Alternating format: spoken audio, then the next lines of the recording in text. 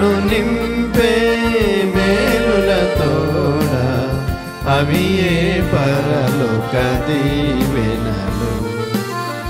ఆయన మందిరమందే మీకు, ఆయన మందిరమందే మీకు అధిక దీవెనలు దొరుకును ఎన్నో, అధిక దీవెనలు దొరుకును ఎన్నో.